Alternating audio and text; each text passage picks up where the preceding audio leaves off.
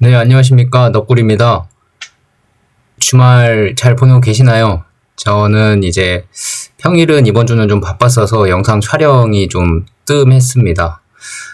지금 한올바이오파마도 그렇고 전 세계 바이오텍들이 많이 조정을 받고 있죠. 이게 조정이라고 표현을 해도 될지 모르겠지만 그만큼 많이 하락을 했습니다. 주가가. 이뮤노반트도 그렇고 로이반트도 그렇고요. 성과가 안 나오는, 실적이 안 나오는 바이오테크 위주의 기업들은 거의 주가 조정을 많이 받았거든요. 유망한 회사건 아니건을 떠나서. 그래서 현재 지금 주가가 많이 내려온 상황이고, 이게 사실 트럼프 리스크가 제일 크고요. 관세 이슈나 아니면 페드의 금리 인상이나 동결, 이런 내용도 있고, 경제가 너무 불확실하기 때문에, 바이오텍 같은 위험 자산에 투자할 수 있는 돈들이 그렇게 많이 몰리진 않는 것 같아요. 많이 빠져나가고 있는 상황인 것 같고, 대부분의 바이오텍들은 많이 조정을 받았고요. 그래도 실적이 있는 기업들은 조금 그래도 선방을 많이 했습니다. 근데 이게 나중에 이제 저희는 내일이나 내일 모레만 주식 투자를 하는 게 아니잖아요. 나중에 한 2년, 3년, 길게는 5년 또는 10년을 바라보고 주식 투자를 하고 있기 때문에, 지금의 이런 바람은 좀 강풍이라고 표현을 할 수도 있지만, 언제나 강풍이 부는 건 아니잖아요. 그죠? 언젠간 또 맑은 날이 오고 화창한 날이 또 올 겁니다. 그러니까, 너무 여의치 마시고 꾸준히 저희의 투자 철학을 이어가면서 지금 한올의 펀더멘털이, 흔들리는 건 아니거든요. 중국에 관련된 내용이 있긴 하지만, 중국에서 지금 바토클리마블은 지금 소송이 진행 중이고, 1402는 아직 기술 수출이 아직 안 된 상황이기 때문에, 많은, 성과가 뚜렷하게 보이고 있지는 않지만, 그렇게 크게, 펀더멘털적으로 흠이 가거나, 한올바이오파마 약물에 뭔가 부작용이 생기거나, 아니면 임상이 중단돼 있거나, 그런 상황은 아니기 때문에, 이런 주가 가격의 미스터 마켓이 지금, 좀 꾀를 부리고 있는 이런 상황에서 너무 아쉬운 부분도 있지만 아쉬워하기만은 조금 좀, 우리가 아쉽지 않나. 주가가 아쉬운 것을 뒤로 떠나서 지금 아무것도 안 하기엔 우리가 너무 아쉽고요. 한 주씩, 두 주씩이라도 저희는 크게 기관처럼 돈이 몇 억씩 남아도는 사람은 아니잖아요. 그러니까 한 주씩, 두 주씩이라도 꾸준히 천천히 매수를 하시고 언젠가는 또 바이오테크 기업들이 주가가 인정을 받는 날들이 또 올 거예요. 그럴 때는 향후에 기대 가치가 높은 회사들 먼저 반영이 될 수 있기 때문에 천천히 모아가시면 될 것 같습니다. 다른 바이오테크 기업들이랑 비교하면 또 쉽지 않아요. 펩트론이 지난 금요일인가요? 상한가를 간 것 같은데, 다른 바이오테크 기업들도 루머에 많이 움직이고, 떨어지기도 하고 올라가기도 합니다. 근데 올라가는 주식들만 보고, 우리 회사는 왜 이러나, 우리 회사는 잘못된 것도 없는데 왜 이렇게 주가는 심심하나, 물론 사람이면 그러실 수 있지만, 분명 다른 때에는 우리가 또 올라간 날이 있으면, 다른 회사들의 주주들도 우리 회사를 보면서, 저 회사 주주들은 좋겠다, 저 회사 잘 나가네, 라고 하는 시즌이 또 올 겁니다. 그러니까 너무 걱정하지 마시고, 제가 오늘 한올바이오파마에 대해 나쁜 점도 있고 좋은 점도 있고 최대한 객관적으로 말씀드리려고 하지만, 주주분들이 한올바이오파마의 주가가 그렇게 썩 마음에 들게 움직이고 있지 않기 때문에, 팩트 위주로 잘 전달을 하면서 오늘은 NH투자증권 한승현 애널리스트님께서 올려주신 소중한 리포트를 한번 같이 읽어보려고 합니다. 이 자리를 빌어서 너무 감사히 잘 보고 있고요. 제가 캐치하지 못한 부분을 애널리스트 분들께서 너무 잘 분석적으로 캐치도 해주시고 객관적으로 판단을 해주셔서 제가 투자 판단에 많은 도움을 받고 있습니다. 이런 자료들이 참 무료로 공개가 된다는 것 자체가 투자하기에 너무 좋은 환경이지 않나 싶고요. 물론 다른 리포트들도 그렇고 다 마찬가지로 매수 의견을 냈다고 오르는 것도 아니고 매도 의견을 냈다고만 해서 떨어지는 것도 아닙니다. 애널리스트 분들께서 열심히 분석하고 글을 써주시긴 하지만 투자 판단은 각자 본인에 맞게 알아서 잘 선택을 하셔야 되고요. 자, 오늘은 NH투자증권에서 올려주신 한올바이오파마 리포트를 좀 읽어볼게요. 4월 9일에 나온 리포트고요. 제목은 아쉬웠던 1분기 성과를 뒤로 하고입니다. 쭉 천천히 한번 내려가면서 읽어보겠습니다. 뭐 메모할 부분들은 제가 한글 파일을 켜서 같이 메모를 하면서 읽어볼게요. 지난 1분기 이뮤노반트 및 넌 이뮤노반트의 아쉬웠던 성과 고려하여 목표 주가를 하향한다. 아쉽긴 하죠. 다만 1402 경쟁력 및 내년 첫 데이터 공개 기대감이 유효하여 투자 의견은 바이를 유지한다 라고 하셨습니다.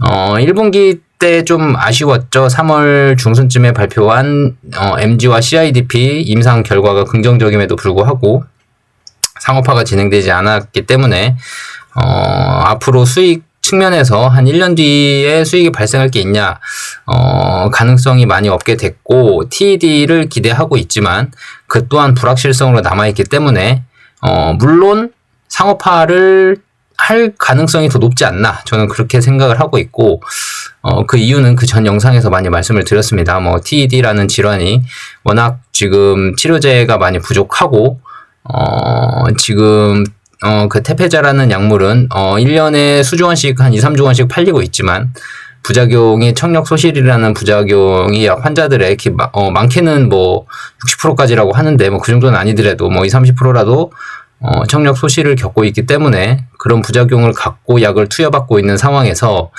이뮤노반트는 물론 콜레스테롤 수치에 대한 부작용에 염려가 있지만 TED로서는 지금 퍼스트 인 클래스로 나가고 있기 때문에 물론 그 콜레스테롤도 조절이 가능한 상황이기 때문에 TED는 좀 더 상업화 가치가 더 높지 않나 MG보다 라는 생각을 하고 있기 때문에 뭐 연 후반에 TED의 결과 발표가 나오게 되면 조금 더 긍정적인 결과를 기대해 볼 수 있을 거라고 생각도 하긴 합니다만 그건 아직 잘 모르는 거잖아요. 그죠?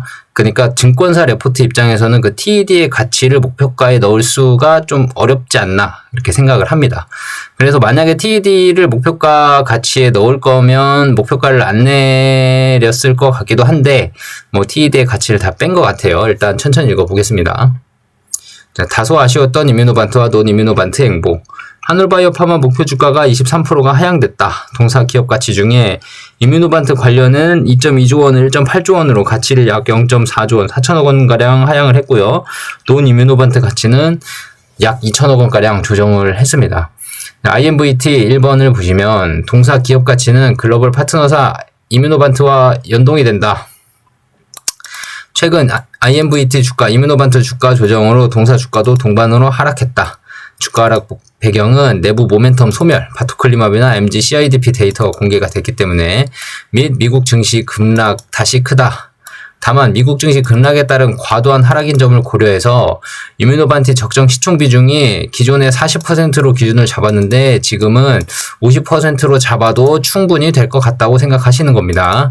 상향 조정을 했다. 그리고 논 이뮤노반트는 중국 파트너사의 바토클리막 기술 반환을 한올바이오팜에서 요청을 했죠. 왜요? 너무 기술 개발이 너네 느리다. 이뮤노반트 지금 10개까지 늘리고 있는데 너네는 지금 MG 하나 하고 나머지는 임상 TED나 뭐 CIDP나 ITP나 다 지금 딜레이 하고 있지 않냐. 그래서 너네 왜 이렇게 임상 똑바로 안 해. 기술 우리 거 내놔. 너네 계약 위반이야. 라고 지금 반환 요청을 해놓은 상태입니다. 중국 매출이 불확실성을 감안을 해서 가치를 좀 2,400에서 1,000억 원으로 조정을 했고요. 이렇게 쓰면 숫자가 되게 많아 보이는데 위로 따지면 0.1조 원 정도, 0.14조 원 정도 축소가 된 겁니다. 또한 일본 국내 판권은 글로벌 바토클리마 미출시를 감안해서 기대감을 소폭 하향했다라는 게 쓰여 있습니다. IMVT 1402 데이터 타임라인 예상. 작년에 이 어려운 시기를 지나고 있으나 안티-FcRn 내 IMVT 1402 경쟁력, IgG 감소율이 지금 동일 안티-FcRn 계열에서 지금 80% 이상으로 최대로 감소율을 보여주고 있죠. 이뮤노반트가. 내년 1402 첫 데이터 기대감이 유효하기 때문에 투자 의견은 바이로 계속 유지를 하되 목표 주가는 조금 기업 가치가 신약에서 상업화를 하지 않았기 때문에 조금 목표 주가는 낮아졌지만 투자 의견은 내년에 기대감도 유효하기 때문에 바이로 제시를 해주셨고요. 이뮤노반트 1402 시장 진입은 경쟁사 알제넥스 대비 7에서 8년, 존슨앤존슨 대비 3, 4년 뒤늦을 것으로 예상이 된다. 하지만 경쟁사보다 그레이브스병과 D2T, difficult to therapy, 그러니까 치료하기 힘든 ACPA 양성인 류마티스 시장은 먼저 진입이 가능하다. 그러니까 그레이브스병과 류마티스 시장이 먼저 진입이 가능합니다. 다른 경쟁약들에 대비해서 시기적으로 말하는 거예요. 그래서 IMVT1402는 해당 피보탈 데이터, 그러니까 이 피보탈 데이터라는 게 그 3상 결과라고 보시면 돼요. 이 피보탈이 중요 임상 데이터가 이르면 내년 상반기에 공개가 가능할 것으로 추정된다. 그러니까 내년 상반기에 빠르면 내년 상반기니까 내년 하반기가 될 수도 있습니다. 이거는 애널리스트 분께서 조금 긍정적으로 생각을 해주신 것 같고, 객관적으로 보면 내년 상반기가 아니게 되면 뭐 중반이나 하반기로 결과 공개가 될 수 있는데, 근데 일단 이뮤노반트는 지금 그레이브스병과 이 D2T 류마티스 관절염에 대해서 희귀질환에 대한 IMVT1402의 임상을 속도감 있게 진행을 하겠다라고 발표를 했습니다. 그래서 내년 상반기에 빠르면 공개될 수 있다는 것도 어느 정도 가능성은 있어 보이지만 저희는 최대한 보수적으로 생각을 해야 되기 때문에 안 될 수도 있다라고 생각을 할게요. 일단 위에서 한번 짚고 넘어가야 될 부분이 지금 이 중국 파트너사 이야기입니다. 중국 파트너사 이야기. 중국 파트너사 이야기를 잠깐 정리를 해보면 지금 하버바이오메드가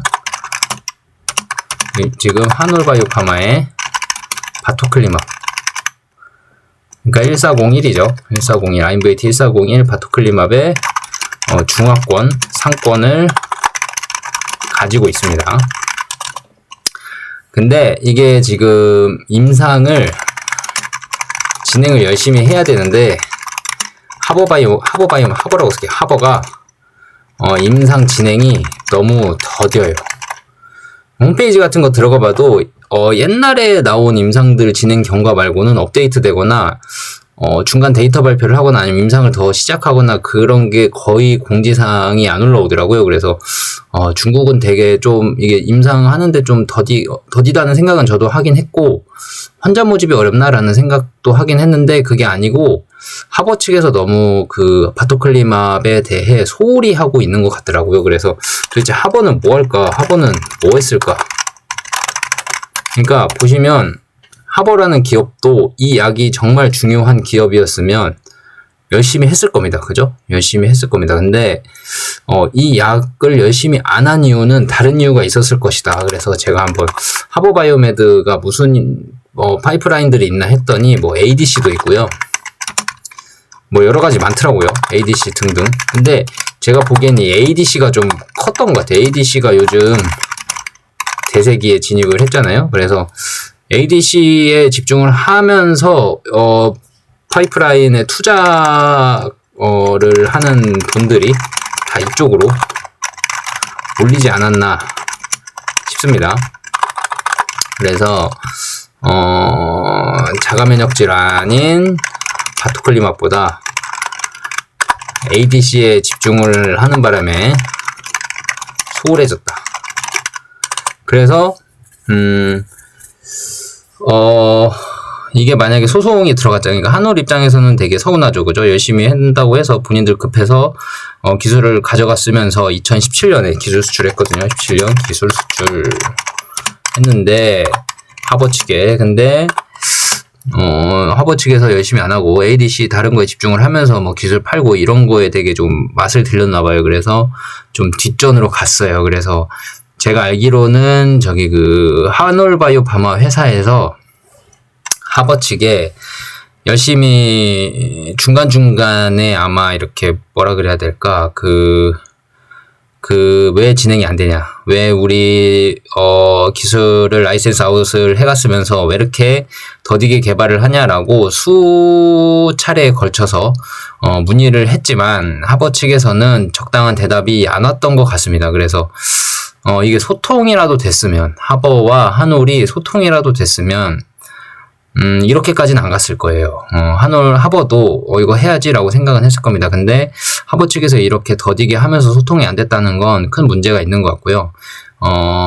그래서 한올이라고 계약을 계속 이어가기 싫었겠습니까? 근데 한올에서 먼저 하버 측에 이렇게 너네 기술 우리 거 개발할 마음이 없구나, 내놔 라고 한 게 이유가 있을 겁니다. 네, 물론 아쉬운 선택일 수도 있겠지만 제 생각엔 썩은 가지는 빨리 잘라야 다른 새로운 가지가 나오기 때문에 하버 측이 좀 썩은 가지라고 판단이 되지 않았나 싶고, 한올 측에서는 이 사태를 최대한 빨리 해결을 하고 싶을 거지 않겠습니까? 근데 이게 그 국제사법중재소에 제소가 되면서 얼마나 시간이 걸릴지 모르겠지만 적어도 한 1년 이상은 걸리지 않을까 싶어요. 그래서 중국 측 사업은 조금 딜레이가 많이 될 거다라고 생각을 하고 있고, 근데 다행인 건 중국 측 시장이 그렇게 큰 시장은 아니기 때문에 중국 측은 거의 매출이 일어나도 많이 없었거든요. 그 이뮤노반트 측에서 일어나는 거랑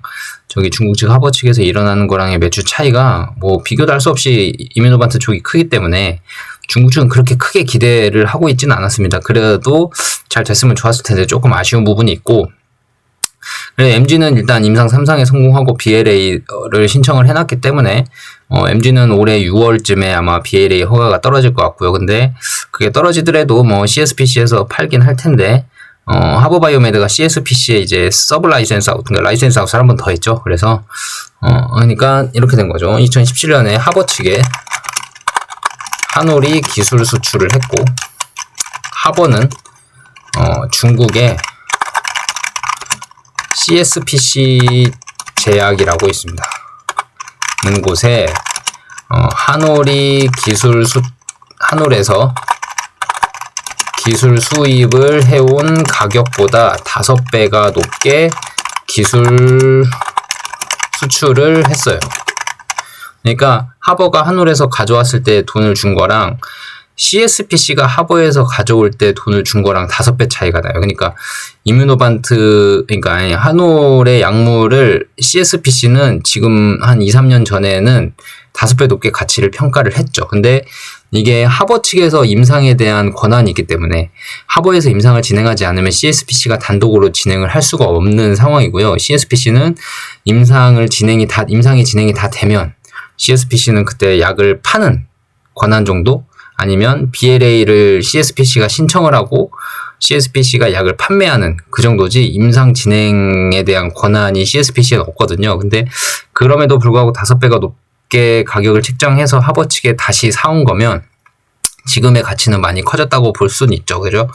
근데 일단 한올 측에서는 조금 아쉬운 건 이제 하버에서 너무 더디게 개발했기 때문에 파트너사 선정을 그때는 뭐 잘했다고 할 수 있었겠으나 지금으로 판단했을 때는 하버 측이 그렇게 딱 좋은 선택은 아니었던 걸로 이제 판단이 될 수밖에 없는 상황이고, 하버 측과의 한올이 지금 신뢰관계가 많이 깨졌기 때문에 하버와의 신뢰관계가 많이 깨져서 협상에서 다시 하버와 계약을 이어간다는 것 자체가 제 개인적인 생각으로는 말이 안 된다.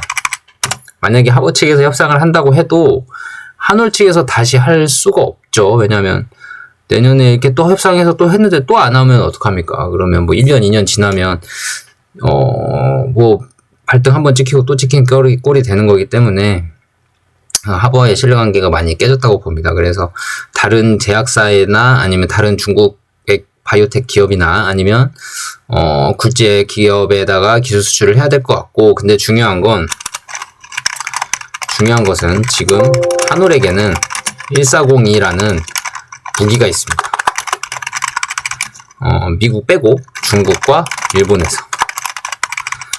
그 말은 1402를, 그러니까 바톤은 뒤로 하고, 바톤은 하버 측에 뒤로 하고, 그러니까 하버 측과 계약 중재소, 지금 재판이라 그럴까요? 재판? 판단? 뭐 아무튼 중재소 중재가 한 1년 정도 딜레이 된다 생각하고,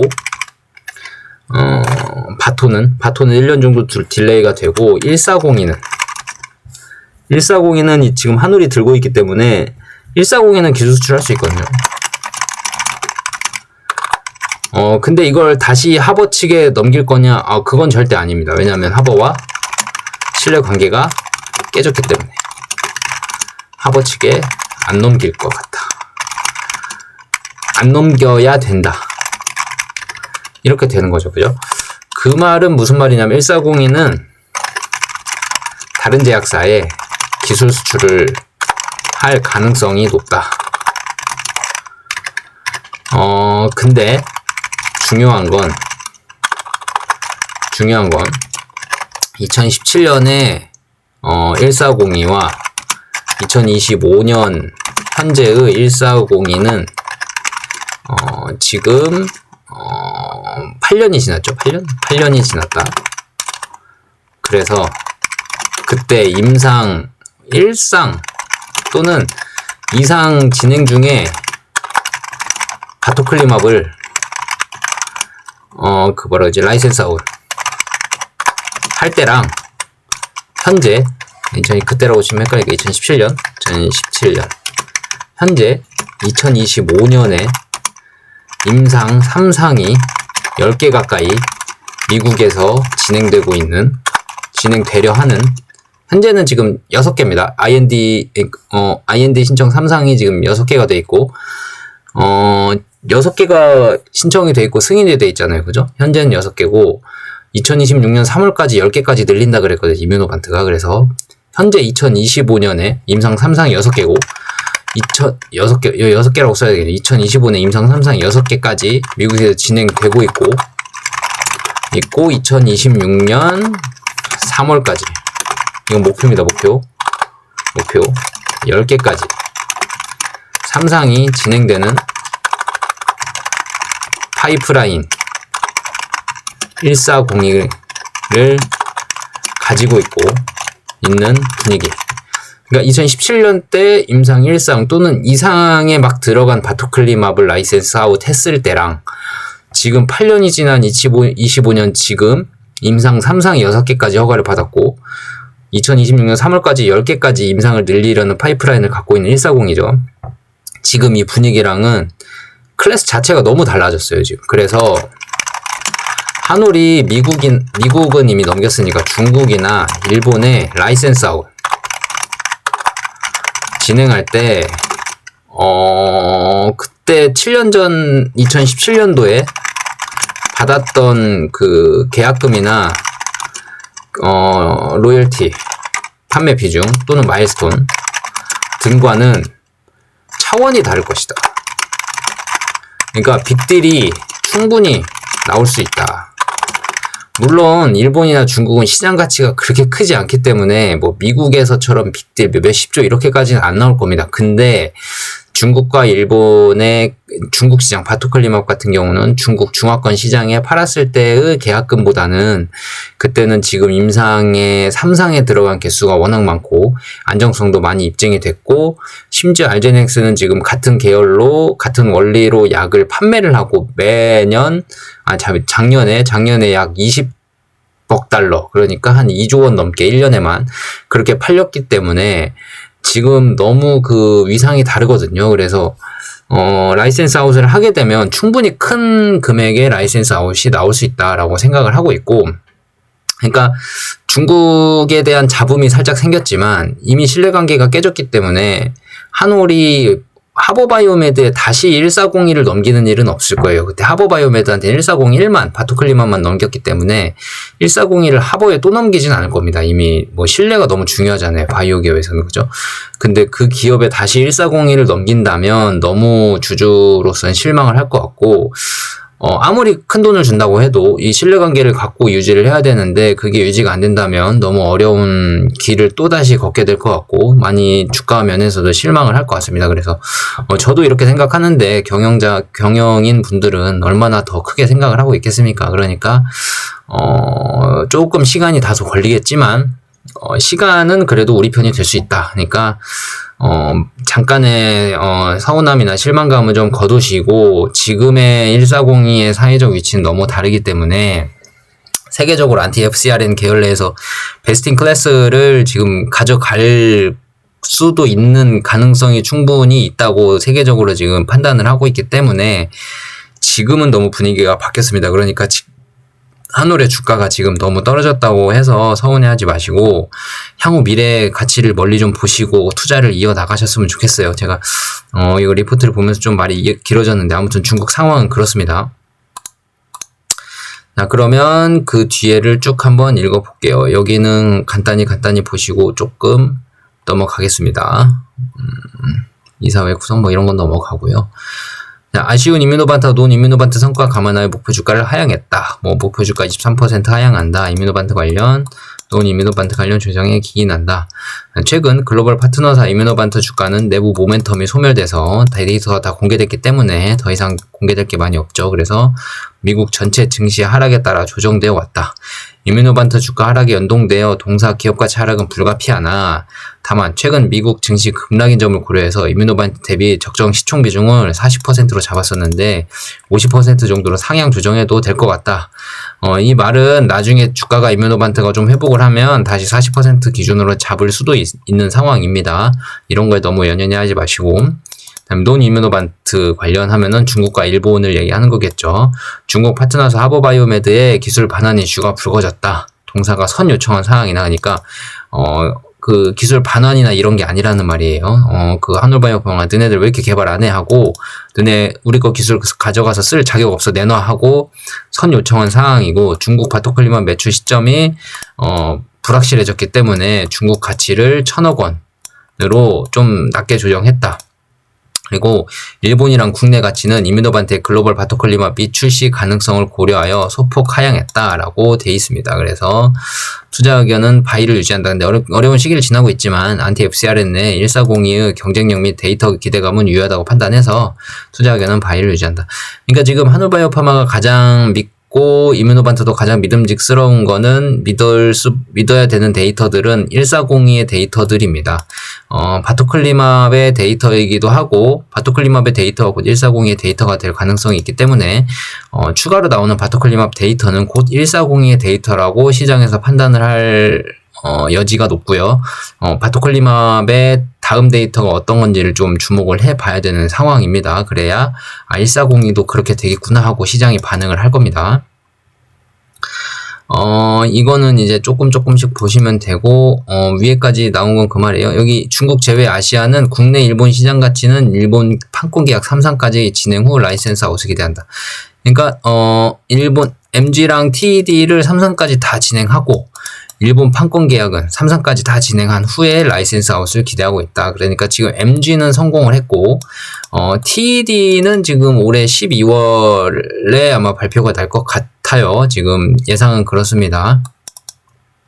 자, 그래서 4만원 목표 주가를 설정을 하셨고, 이뮤노반트 1402 데이터 타임라인이 이제 앞으로 추가로 예상되는 것들은 글로벌 파트너사 이뮤노반트 기업 가치 반등은 1402 성과에 따라 달려 있습니다.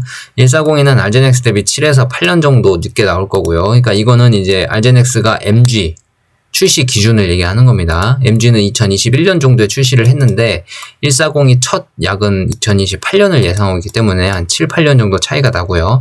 존슨앤존슨은 올해 지금 출시를 할 거기 때문에 2028년까지는 한 3, 4년 정도 차이가 나요. 그래서 뒤늦게 시장에 진입을 하지만 이뮤노반트가 그레이브스병과 류마티스는 지금 먼저 제일 빠르게 진행이 되고 있고 그레이브스병은 지금 제일 빠르고요. 류마티스는 지금 존슨앤존슨이 진행을 하고 있는데 존슨앤존슨은 다른 류마티스 약이랑 병용 투여를 하고 있고요. 왜냐하면 효과가 그렇게 뛰어나지가 않아서. 그러니까 존슨앤존슨의 약물은 그 IgG 감소 농도가 70% 중반대가 최대를 가지고 있고 평균적으로는 그보다 더 낮을 거예요. 근데 70% 중반이라고 본 것 같아요. 평균적으로 70% 초중반대를 가지고 있기 때문에 이뮤노반트 대비 그 IgG 감소 농도가 좀 낮습니다. 이뮤노반트는 고용량 투여했을 때 80% 이상을 감소할 수 있고 류마티스는 70%, 존슨앤존슨은 70% 중반이기 때문에 그 몇 퍼센트 차이 안 나는 걸로 그 이상의 효과를 내냐 안 내냐가 차이가 많이 나거든요. 그레이브스병도 그 IgG 감소율의 70% 이하를 감소시키냐, 70% 이상을 감소시키느냐를 기준으로 그 69%를 감소시킨 거랑 80% 감소시킨 거랑 퍼센트 차이로는 11%포인트밖에 차이가 안 나지만 효과는 두세 배 났거든요. 그 10%포인트 때문에. 그러니까 존슨앤존슨 류마티스를 먼저 지금 진행을 하고 있지만 존슨앤존슨 거는 IgG가 감소가 70% 중반이기 때문에 이게 조금 효과가 더뎌요. 그래서 그 존슨앤존슨의 니포칼리맙 약 하나로 생물학적 치료제 하나로만 임상을 진행하기에는 류마티스의 효과가 적어서 다른 약, 그 염증을 개선하는 약이랑 같이 병용 투여를 하면서 류마티스에 관련된 임상을 진행을 하고 있거든요. 존슨앤존슨은. 근데 이뮤노반트는 그보다 IgG 감소효 농도가 더 뛰어나기 때문에 이뮤노반트는 단독으로 140이 단독으로만 진행을 합니다. 그래서 류마티스를 선점한다는 얘기는 그 얘기예요. 속도는 좀 느리지만 이뮤노반트는 단독 투여로만 효과를 볼 수 있다고 기대를 하고 있고, 존슨앤존슨은 단독 투여로만은 안 된다. 염증 치료제까지 병용 투여를 한다라는 점 때문에 류마티스를 이뮤노반트가 선점할 수 있다라고 표현을 한 겁니다. 그래서 또한 경쟁력 확보 가능한 쇼그렌 증후군, 신생아 용혈병 ITP 위주로 26년까지 총 10개 적응증 확장을 기대를 하고 있고요. 그리고 이뮤노반트 140의 첫 피보탈 데이터는 이르면 내년 상반기에 공개가 될 것으로 기대한다라고 돼 있습니다. 140의 첫 피보탈 데이터는 아마도 빠르면 류마티스일 수도 있고요. 그레이브스병일 수도 있는데 그거는 이제 공개가 좀 되어봐야 될 것 같아요. 자, 그레이브스병은 이뮤노반트의 향후 140 개발 전략 측면에서 가장 중요한 적응증이 그레이브스병입니다. 작년 12월에 임상 이상을 게시를 했고요. 140-2로 임상 종료일은 28년 6월, 되게 멀어 보이는데 데이터 발표는 더 빨리 나올 수 있습니다. ATD 치료에도 ATD는 이제 항갑상선 약물이거든요.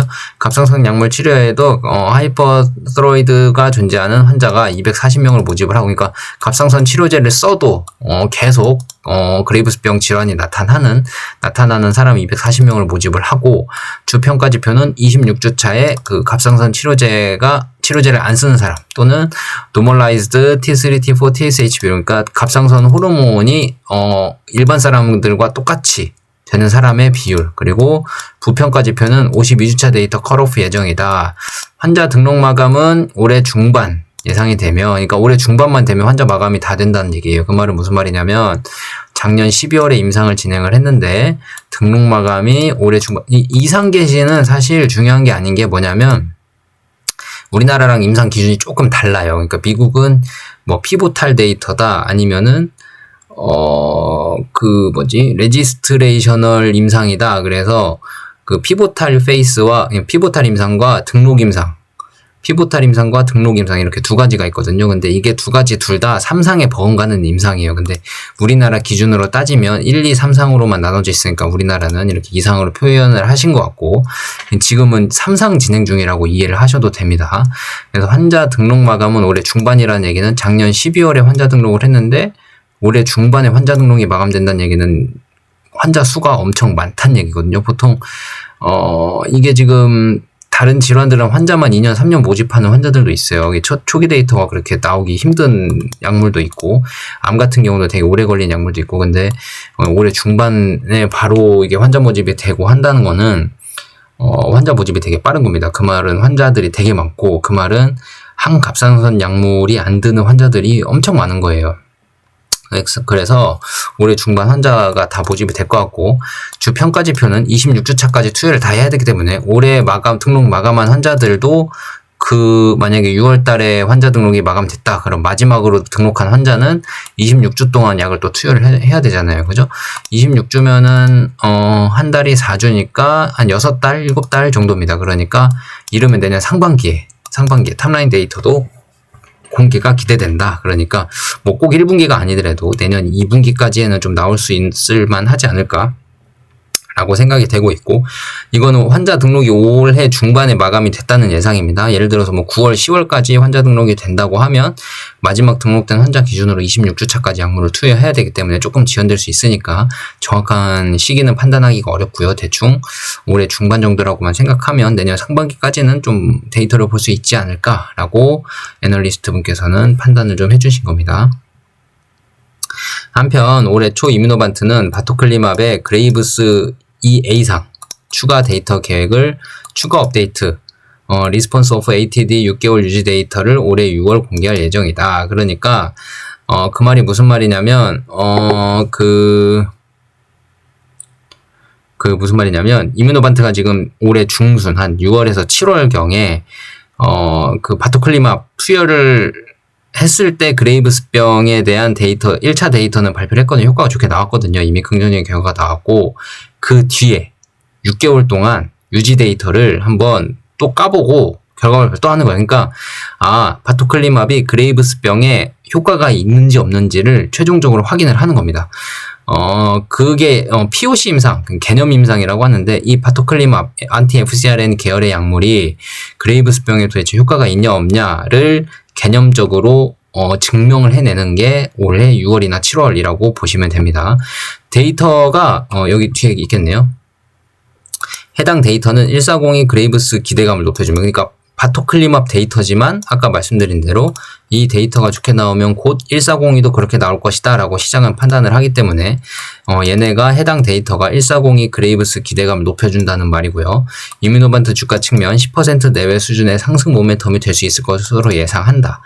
그레이브스병 치료 핵심은 갑상선 항진 상태에 도달할 뿐만 아니라, 그러니까 갑상선 기능이 정상적으로 계속 유지된 상태에 도달할 뿐만 아니라 이를 유지할 수 있음, 꾸준히 유지할 수 있음을 보여줘야 돼. 약물을 계속 투여하면 유지가 될 수 있어야 하고요.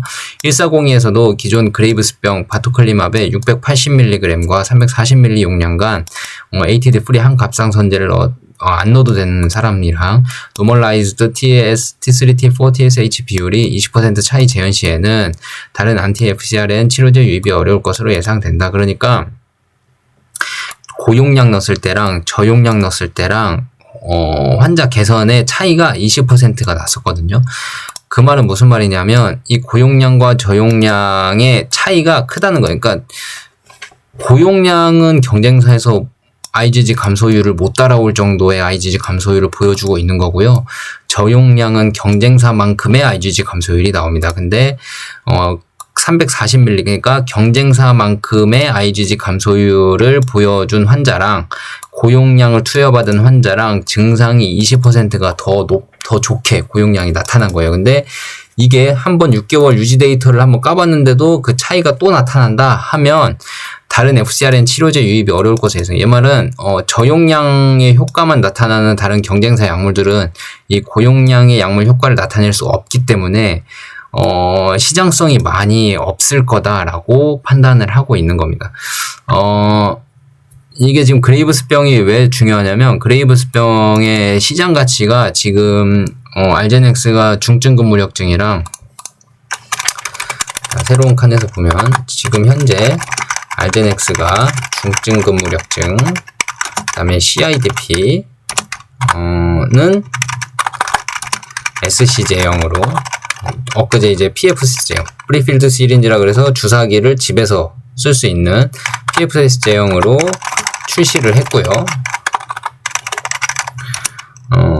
ITP는 SC 제형을 도전했지만 실패해서 지금 IV 제형으로 지금 투여가 되고 있고요.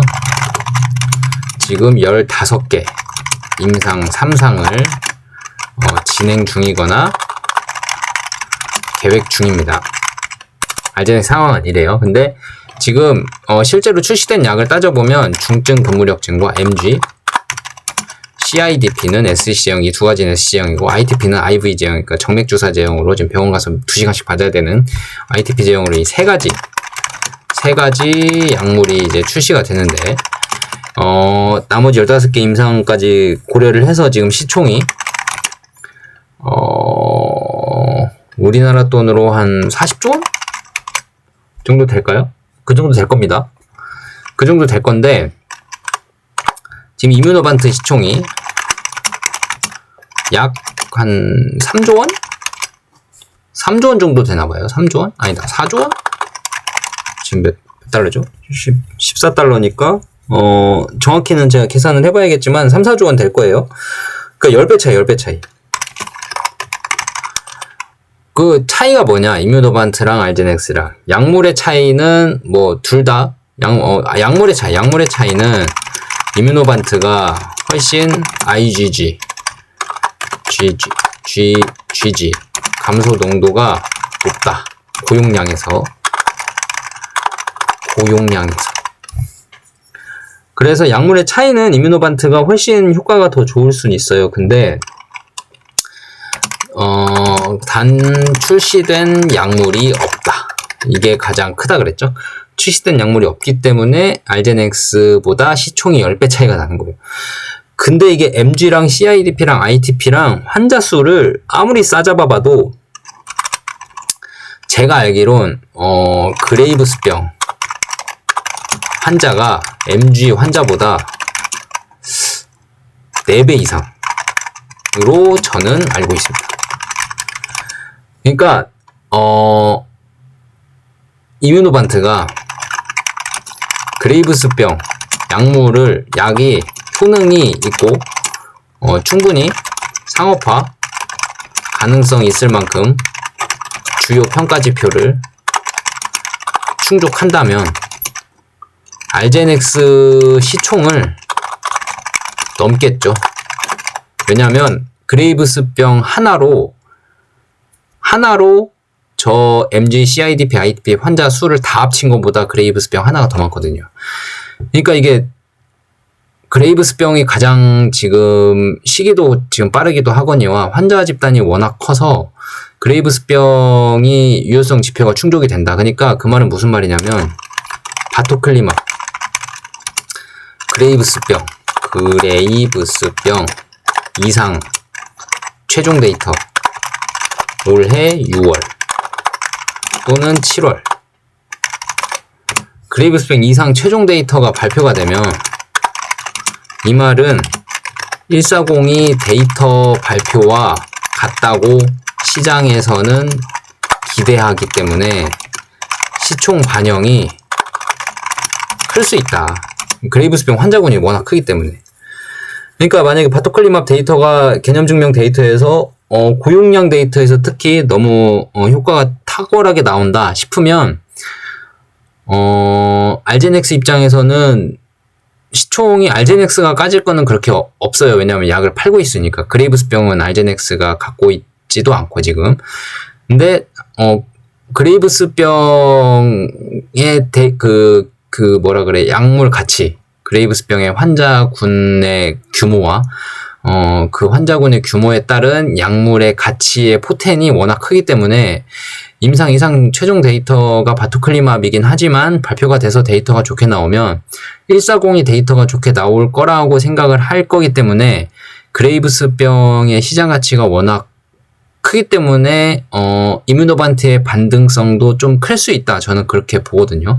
물론 데이터 발표 자체가 임상의 성공이라는 건 아닙니다만 지금 워낙 저평가되기 때문에 이런 데이터 발표 하나로 시장 가치가 어느 정도만 인정받아도 반등이 크게 나올 수 있을 것 같다. 뭐 저는 긍정적으로만 회로를 돌리고 있는지 모르겠지만 환자 데이터도 그렇고 이뮤노반트가 바토클리맙 그레이브스병 이상 초기 데이터 발표했을 때도 그렇고 그런 데이터들을 종합했을 때 훨씬 이뮤노반트가 알제넥스보다 그레이브스병에서만큼은 지금 임상도 빠르고 데이터도 좋게 나왔기 때문에 시장을 다 잡아먹을 수 있다라고 생각은 하거든요.